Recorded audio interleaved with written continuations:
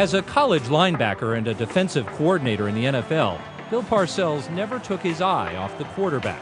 As a head coach, that vision has become even sharper.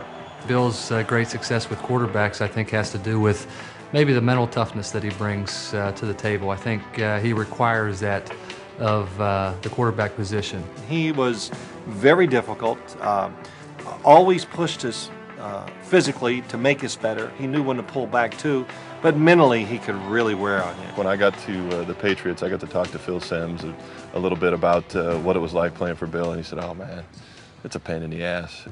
The pain came primarily in practice. He would stand there as you're dropping back, and you know, the big deal was to get the ball out of your hands and get it to the other guys, right? So you'd be dropping back in the middle of your drop back, and he'd say, "Throw it, throw it, throw it, throw it, throw it," like yelling in your ear. He was in your ear, right behind you, telling you to throw it, throw it, throw it, and you're thinking, where? He would literally be about 2 feet behind me. "Come on, Simms, get the play out. Come on, get him going, let's go. Jesus, are you going to complete a pass today?" You know, it got to the point where I couldn't wait to get to the game so I could have some peace and quiet.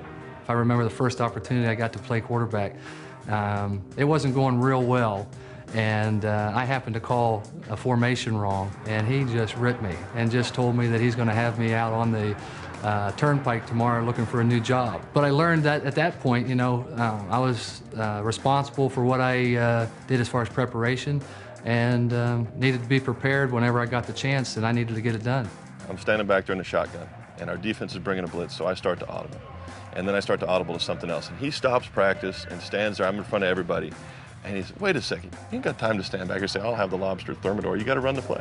He stops practice, and he comes in, and he's ripping the offensive line. And I'm behind him going, "Yeah, good," because they need it, coach. And when he gets done, everything's real quiet. He turns and looks at me, and he goes, "And it's your fault." And I'm like, "Oh my God, what am I supposed to block him to?" He goes, "If you weren't so buddy-buddy with these guys, and if you were more like their leader and all those things, they'd fear you. They'd never let a guy hit you, and it's your fault." And I went, wow. 3 quarterbacks, 3 Super Bowls, 1 common experience. There was no beating around the bush. There was no sugarcoating anything. He told you what he thought and what you needed to do. And he was right. He was right when he said what he said. You know, most of the time he was right, so you couldn't really argue with him. After the Super Bowl, Bill never said a word to me, you know, about the game or anything like that.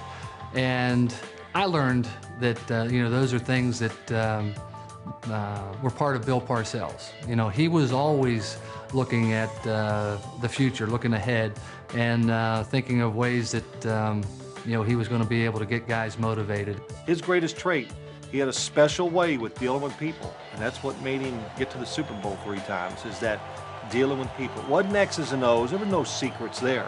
It's about how he treated us, you know, how he worked us, you know, as a human being, and how we responded to that.